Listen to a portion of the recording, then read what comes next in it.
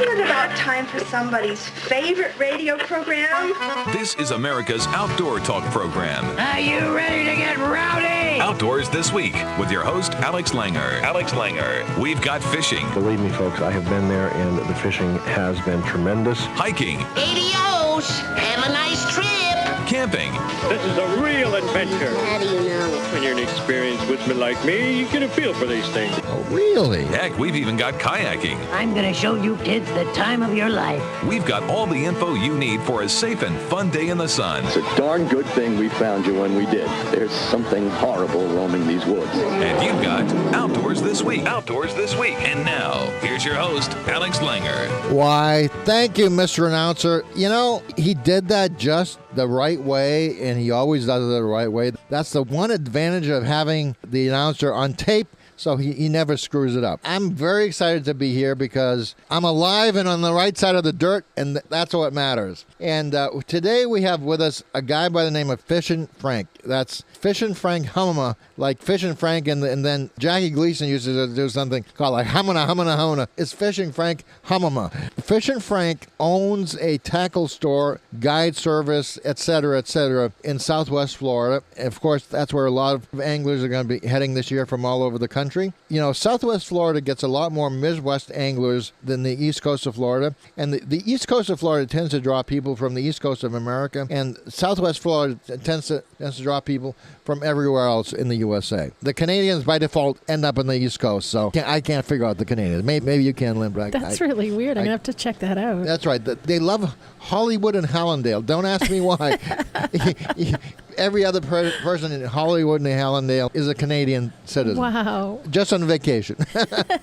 Fishin Frank, I've known Fishin Frank for over 20 years. Back when I was just a young fella starting with the flying lure, I reached out to Frank because he was in the area where we have our business in Southwest Florida, and he helped us. And in fact, I have a VHS movie of myself doing my show from a boat on the phone, from one of Frank's boats on the phone. That's so cool. A national radio show. I think I even took calls on that show. So that was in the early days of cell phones, you know, so you could do it. Did you have a brick phone? Yeah, I did.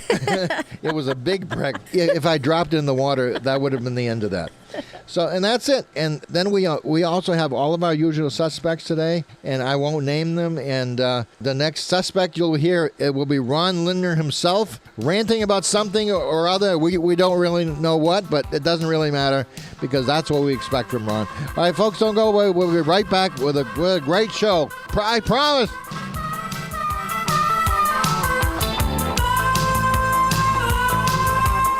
Of America's favorite outdoor talk program, Outdoors This Week, after these messages.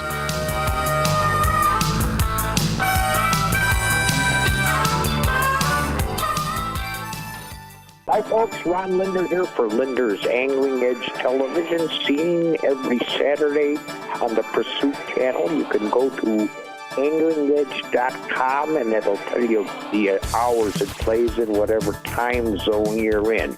anglingedge.com. Also, by the way, we have we have a book on there called Catching Fish.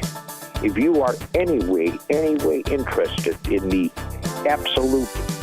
way that angling began, make sure you take a read of that book of Catching Fish. It's on anglingedge.com. You could also go and see us on Facebook. You can go to Angling Edge Facebook and Ron Linder Facebook and see some of the stuff we're doing. Well, this weekend I fished a tournament. It was a 2-day tournament on 2 different lakes, and it's a fundraiser for a place called Camp Confidence, which is a camp for handicapped people.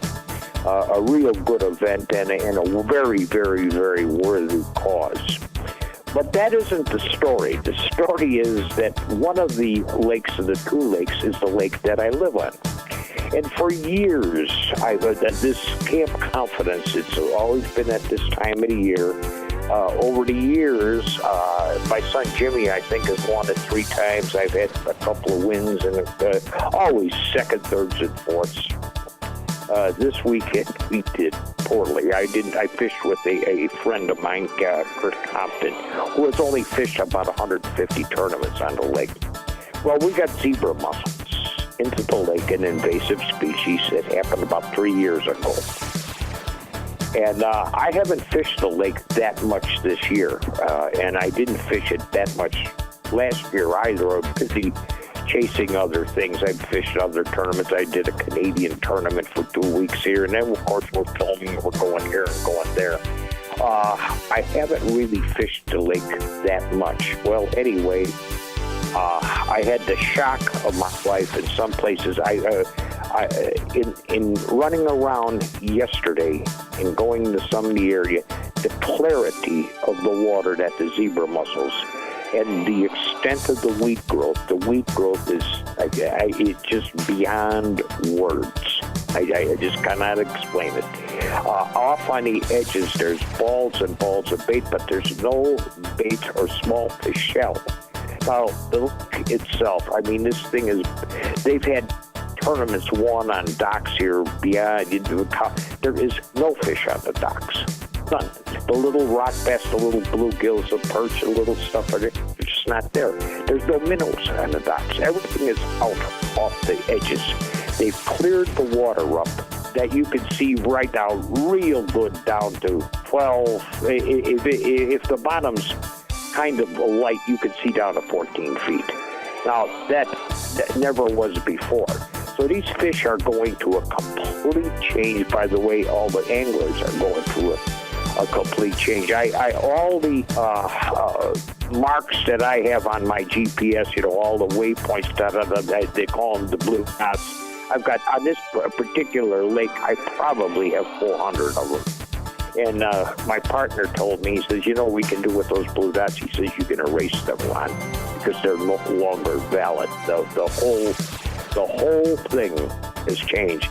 And that's what invasive species can do to a lake. For one, now,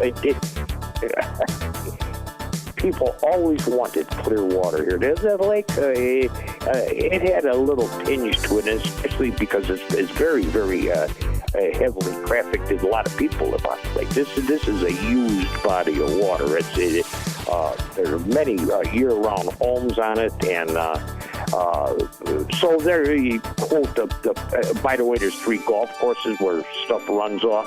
So the pollution level is pretty high. So the water for years was kind of dark. They've always said, let us have real clear water. Well, baby, you got it here. And now they're scratching their head. And in places, my kids were swimming, my grandchildren were swimming off my dock, and they jumped and they hit a rock, and my one granddaughter cut her foot on these zebra mussels, which are the clamshell kind of things. She cut her foot on those because there's so many of these zebra mussels that are sent here. At any rate, it took more weight than usual for the tournament, way more than usual. So, but where these guys caught the fish is completely different. So I'm just telling you that, and you're going to see more of this. In the state of Minnesota, I think we're the 5th or the 8th lake.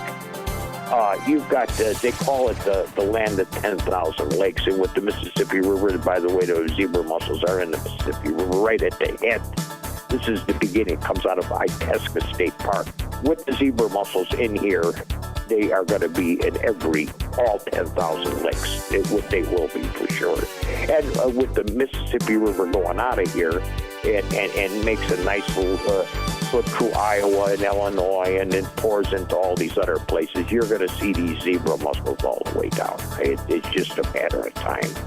All right, that's it for now. And if you, like I said before, if you take a look at our book at anglingedge.com or go see us on the Facebook.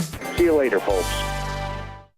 Larry Whiteley and the Outdoor World Report are proudly brought to you by the brand new Rototail, the world's first and only plastic worm with a soft rotating spinner tail. The patented tail generates unbelievable vibration that you and the fish can actually feel, just like a spinnerbait or a crankbait. See it at rototail.com. That's rototail.com. Buck photos coming up on Bass Pro Shops Outdoor World. Have you ever wanted to disappear into the woods? Have you ever wanted to tie your own flies, but never taken the time? Have you ever wanted to speak turkey? then you belong at Bass Pro Shops. Every week, we offer free skills workshops to help you get started. See the store or go to BassPro.com for more information. Bass Pro Shops. Your adventure starts here. If you've never used digital trail cameras to get better look at bucks in your hunting area, what are you waiting for? They're becoming much more affordable for the average hunter and much more user-friendly. Using trail cameras for me has added even more fun to the great sport of deer hunting. To figure out all the pieces like where deer are moving, feeding, and bedding, start putting it all together and then determine where to hang my camera, and then actually get a big buck on camera is just as exciting as the actual hunt. For the tightest buck shots, set it within 9 to 20 feet of a trail, scrape, creek crossing, or other likely spot. Point the camera north or south to avoid the glare of rising or setting suns.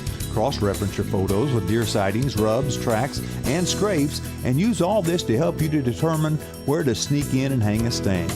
Now hopefully the next photo then is the one with you and your big buck. I'm Larry Whiteley, and this is Bass Pro Shops Outdoor World. Why, thanks a lot, Larry, for that outstanding report. Listen, my next guest I've known, he's a young fella whom I've known for about 20 years. When I knew him, it was way, way back when we first started the Flying Lure. He was one of the guys that helped us with it. At the time, he just had a little bait shop on the west coast of Florida, but since then, he has become, well, rather than me telling you what he's become, I'll let him tell you what he's become. Without any further ado, Fishin' Frank. Frank, when I first met you, you were running a bait shop. What happened since then? We're now the number one frozen bait dealer on the west coast of Florida. We're in the top 3 star dealers in the United States. We're in top 5 quantum. We're don't really know how, but somehow I became the man, the myth, the walk-around living legend in other people's minds. I still just enjoy to fish, and we have a great time down here. And, you know, fishandfranks.com has been a big boost to everything because right now there's nothing for sale. It's just a lot of different fishing info. Right. And it's 8 gigabytes of fishing info. People can go to fishandfranks.com right now. Is it fishing or fishin'? Well, there's no G in Southern fishing. We show you where to go, what to do, and how to do it. And the big thing right now is snook fishing. Right. Snook fishing is absolutely going crazy right now. We're just having a ball. A lot of people did very well on snook with the flying lures. And snook are notoriously hang under cover, don't they? One of the best things about the flying lure is the ability for it to get back underneath a dock. And picture a largemouth bass who's hanging around the pilings and waiting for the prey to come by. They're not like run down and, you know, they don't cruise around looking for food. They pick a spot. That's where they live. That's what they protect. And a snook is much like that, except heavier, stronger, faster, much more aggressive. I can land a 6-pound bass on 6-pound cast, and you try and do that with a snook, he'll wear through that leader in a matter of seconds. Then he's got a gill plate that's razor sharp, and if he does a roll on you, he'll take that out. So you got to use about 30 to 40-pound test fluorocarbon leader in front of your line. Usually about 30 inches is what you want. Really? Frank, how was the fishing been so far this year? Oh, great. One of the things that most people forget is snook, like we were talking about with the bass, is underneath the dock. And so you really, one of the best places to do it right in the canals, where everybody has their docks, you know, behind their houses and the boats. Right. And you take like a flying lure and you do an underhand pitch, let it hit on the water, let it get back towards the back of the dock, and then just jig it back out slowly. We usually figure 2 to 4 casts per dock. So let's just say 3 and make it easy. Right. You fish 3 casts on the dock, go to the next one. And there's the possibility of getting 44-inch, 42-inch, 30-pound fish from underneath these docks. That is like largemouth bass fishing, but for really, really big largemouths. Yeah, this is a largemouth bass that goes to the gym every day, does a great aerobics workout, has the same ability to jump, clear the water, do backflips, has pretty much an identical head to it. But the strange part about it is back, 50 years ago, it was considered a trash fish. Hold that thought, because bass were considered trash fish too many, many years ago, especially in trout country. We'll be right back after this important message. Don't go away. I'm I'm the big boss bass. Hang tight. More of America's Outdoor Talk program, Outdoors This Week, after this. Wow! Woo! Hold on to that, and that's a good one since 1984. Tight Lines with Sammy Lee. For the first time ever, you can now plot your own lakes and rivers so that you have a permanent copy for your files. What do I mean? Hello, this is Sammy Lee. In just a moment, Darren Cole tells us about Lowrance's new Insight Genesis and why you need to get this, I can promise you. But first, this message. You enjoy your time on the water, but you probably don't think too much about why you enjoy it so. Maybe that's because you get there safely using a boat trailer equipped by unique functional products. UFP manufactures the axles, brake lines, and braking systems used on America's best recreational vehicle trailers. Unique functional products goes in before their name goes on. So enjoy your trip. And remember, at UFP, your family's safety means as much to us as it does to you. Unique functional products from people dedicated to making things happen. While talking with Darren Cole of Lowrance Electronics recently, I asked, what is this new Insight Genesis you're introducing this year? Insight Genesis is a cloud-based online service. Portions of it are free to use to get people familiar with this service. Then there is a portion that's subscription-based that you subscribe to use. So basically what you're using the application and service for, though, is for creating your own maps that you can use to navigate on any body of water anywhere in the world. You record sonar while you're out fishing, turn it off at the end of the day, transfer that sonar log to an SD card. All of them have little SD cards that allow you to save your information. So now you've got it on your card. Take that home to your PC, wherever you've got your internet connection. Upload that to your Insight Genesis online web tool, the cloud. Matter of minutes, you'll get data back. That's every place you've been on the lake today. It's got down to 1 foot increments, so you'll be able to see where you've been on a chart. It's almost like a Bing or a Google Earth type overview whenever you turn the app on. You can see wherever you've gone and control, so you can look back at that data. If you want to, that part is free. But if you would like to download that map to your SD card that's been provided back to you, you can take it back to your fish finder, plug it in. Now you've got your own map that you created. Unbelievable.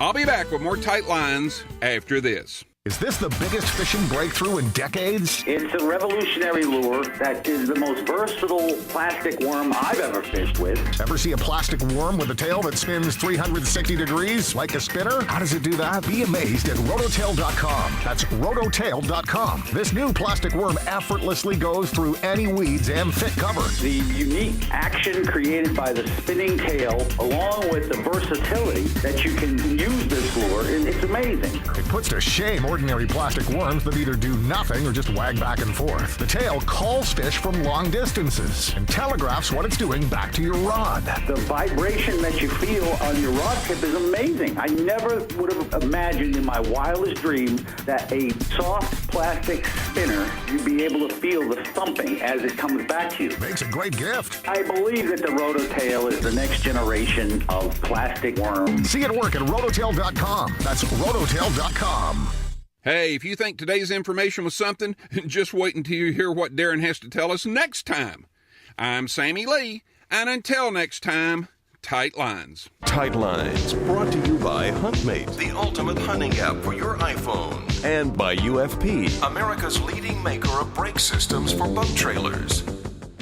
Thanks a lot, Sammy Lee. Now, I used to do that by hand. I used to keep a log of where I was on a particular lake. Everything is an app now. Everything is an app. Speaking of apps, we have with us a man by the name of Fishin Frank, who is a legend in Florida. He's got a store in Southwest Florida. I've known him for, since I was a young fella, over 20 years, and Frank has since prospered and become the #1 bait dealer in all of Florida. And instead of me telling you all about Frank, I'll let Frank tell you all about Frank. Frank, what did I get wrong in your introduction? We've become quite a big thing down here in Florida, one of the #1 tourist stops. Where's your store? It used to be in Punta Gorda, right? We've actually, 29 years ago, I walked in the store and started working here, and 21 years ago, I bought it. And but we've been right here on the corner of Edgewater and 41. It's in a place called Charlotte Harbor, but the post office and its benevolence doesn't exist anymore. So we're either Port Charlotte or Punta Gorda if you look us up. All right. Port Charlotte or Punta Gorda? I can throw a stone and hit Punta Gorda, and I can throw a stone and hit Port Charlotte. So either one is good. But Charlotte Harbor is the body of water down here, and most famous part of that is the Boca Grande area, where tarpon capital of the world. It's actually where tarpon fishing for leisure got its start. Every year we get tens of thousands of tarpon come in. We have a year-round population of tarpon because they come here, spawn, lay their eggs. They grow up, and when they get big enough, then they join the schools of fish, and which just now are starting to leave the harbor. We've had some great tarpon fishing here in the middle of the harbor. The trick has been is to get out there and find the schools of ladyfish, trout, even the catfish, and you get these big schools of fish. And the tarpon blast through them, feeding on them, and grab that 16-inch ladyfish, and you went from having a 2-pound fish to a 150-pound fish. Do the tarpon actually spawn there? Yes, the tarpon spawn. If we have a drought year, they'll spawn in the harbor. Right. On a normal rainy year, they'll spawn very close in the Gulf, and then the eggs work their way back up with the tides. If you catch them in the Florida Keys, are they passing through? Tarpon are migratory species, kind of a pelagic, and over eons, they figured out where the best food sources are. And there's a worm hatch that happens down by the Keys and from Miami all the way around down by the Keys. And they go there for the worm hatch. They come to Charlotte Harbor for the crab hatch. They've learned over time where the most abundant food sources are, and they just go from one to the next. They're going to different restaurants along the way, am I correct? Exactly. And so it's like they take a tour of the Gulf. Our tarpon can end up in the Keys, up in Louisiana, over in Mexico. What's fun is you'll be out 30 miles offshore grouper fishing, and all of a sudden you see a big school of fish just porpoising. They kind of look like dolphin. They're just hitting it out of the surface and going down out of the surface and going down. You can set your compass right above the Green Pass. Right. It's amazing to watch. Those are tarpon? Yeah, the tarpon, as they come in from all parts of the Gulf, and it usually happens between March, April, May, they'll all of a sudden something triggers off, hey, there's a big feast in Charlotte Harbor, and they'll come from everywhere. And you can be out there in the middle of the Gulf and just see a big school of tarpon coming by, and if you looked on a compass, you could set your direction right to Boca Grande Pass. How do tarpon communicate? I don't know, but I think it's a combination of bubbles and instinct, and, nobody really knows how to speak fish. Right. And that's one thing that goes to your new lure with the rotating tail. Right. People don't understand that fish speak a different language, and noise travels very, very far in water. Having a lure with the rotating tail on it, you're trying to speak the fish's language, saying, here I have a wounded bait, something an easier prey. This is something that you should eat. And that's what your lure is trying to tell the fish. And when you hear something like a soft plastic tail, a rotating tail like that, you think, well, what's the big benefit? Right. Well, the benefit is it's speaking more of the fish's language. Because when we put our head underwater, we don't think about what the vibration language is. Right. And that's what lures like that do. They try to break into the language of the fish. Say, here I am, eat me. Sound underwater travels much more than it does in the air. I think it travels 8 times further and faster than it does in the air. Exactly. Frank, we got to take a break. When we come back, I want to talk to you about a lot more stuff in Southwest Florida. Would you come back for another segment? Sure. Great. Folks, he'll be back. That's great. Thanks, Frank. And folks, stay with us. We'll be right back, all right? We'll be back in a moment with more Outdoors This Week with Alex Langer. So many fish in the ocean, rivers and lakes,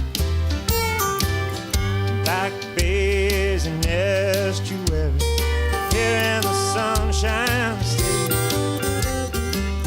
We got an East Coast and West Coast. The Wade Bourne Report is brought to you by the original Alex Langer's Flying Lure. Hey, that's my lure! Hundreds of millions have been sold on TV worldwide for over 2 decades. It fishes itself and swims away from you on its own. Catches nearly every game fish that's ever swam. See it at flyinglure.com. That's flyinglure.com. Ammunition manufacturers love dove seasons. This is because there's more powder burned and shot scattered at doves than any other game bird in North America. Doves are abundant, they're a tough wing shooting challenge, and when you're successful, these birds are delicious on the table. I'm Wade Bourne, and this is Wired to Hunt Radio.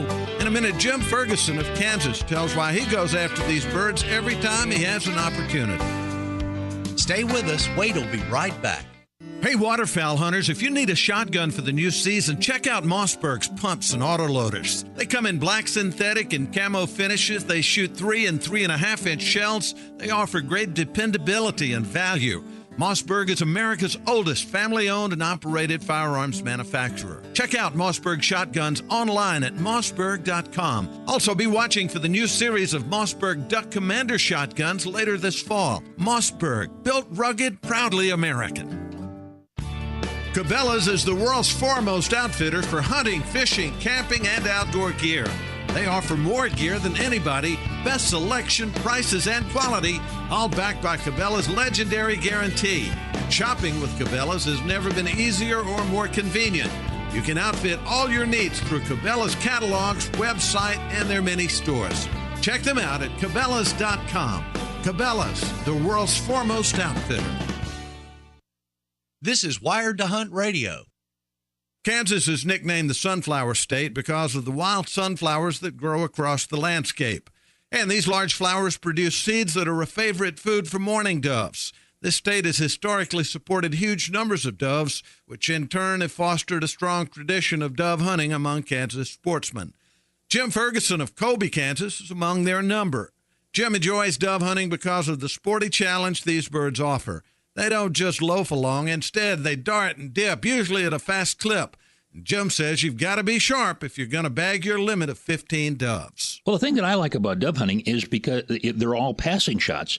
And so when you go out there and you do sporting clays and you're taking those passing shots, it's just practice for when they come in. And, you know, they'll come in at 10 o'clock, 2 o'clock, sometimes right straight over your head at 12 o'clock. And it just makes it so interesting when you're out there hunting. It's not, you know, the typical pheasant taking off. Planes out, you shoot it, and it's done. But they could come in from any angle, and they dip and dive. I'm telling you, it drives you crazy, but it's some of the most fun when you're out there shooting. By the way, dove season in Kansas is open now and runs through October, and then again November 2nd through 10th. Many other states also have seasons that extend late into the year. Check the website for your state's wildlife agency to learn about dove hunting where you live. And that's today's Wired to Hunt Radio. I'm Wade Bourne saying thanks for listening. Get outside. Thanks a lot, Wade. And we're going to go from the Sunflower State, which is Kansas, to the Sunshine State, which is Florida. You know, nothing against the Sunflower State, but I prefer the Sunshine State. We're with Fishing Frank. Of course, fishing is spelled F-I-S-H-I-N. Frank is spelled F-R-A-N-K. Fishin' Frank, what is your website, please? FishinFranks.com, FishinFranks.com. All right.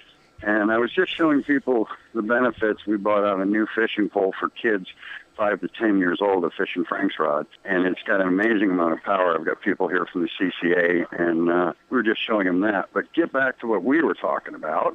You're all set, darling. Frank, for people listening to us across the country, how do they get a hold of you to book a charter? Frank at FishinFranks.com or 941-625-3888. 941-625-3888, or they can email you at frank@fishinfranks.com. FishinFranks.com. What kind of charters can they expect? How much do the skippers charge for a day? Well, $350 to $400 is about the average price of a charter. And once you get into tarpon season, it starts going up a little bit because fishing for tarpon usually requires much more fuel. You're running and gunning all day. I know down in the Florida Keys, where I'm familiar with, the charges for gas are a big part of the thing. I mean, I even went out with my neighbor, and he charged me a few $100 for fuel. It's astounding, the fuel cost. And since they started putting the ethanol in the gas, the repair cost is just astronomical. If somebody charges you $350 for a charter, basically half of that goes to the boat each time. Right. So it's not a huge money-making proposition. Right. But we've got guys like Captain Cale and Carl and Danny Latham, and we've just got 13 or 14 captains that work out of the store here. And the biggest thing when you're picking a charter boat captain is find out what his personality's like. You got to sit on a boat for 4 to 8 hours with this guy. Right. And it's kind of of like get along with him personally. Right. Even if you're catching fish, you're not having fun. I had a bad experience once off of Key West, but that's another story for another day. I always recommend, if you can meet your captain, talk on the phone with him for a while. Yeah. See what his personality's like. And if you and him click off, you're going to have a good day, even if you catch a little less fish or a little more fish. Right. Personality, having fun with the captain, that's what it's all about, because there's so much goes on all the time. You're sitting there and all of a sudden a 6-foot fish will jump out of the water, or you got a leopard ray, like a stingray, but spotted. It'll come out of the water, and this thing is 5 feet across, straight up, do a backflip, and slam down in the water again.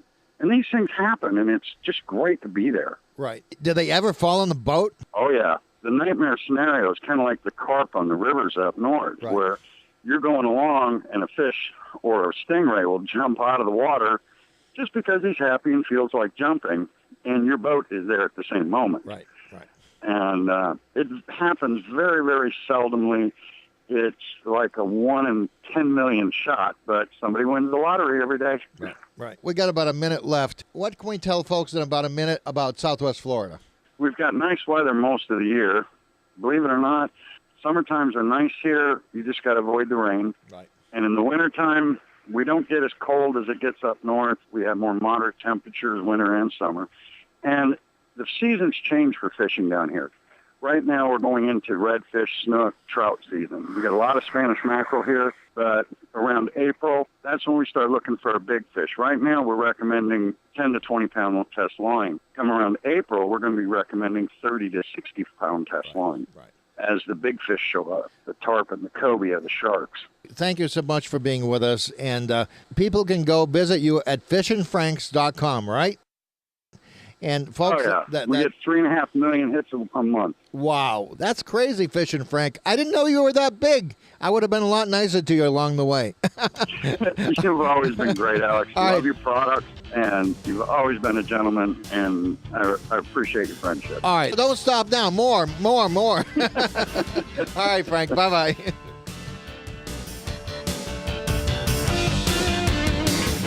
Alex Langer, Outdoors This Week.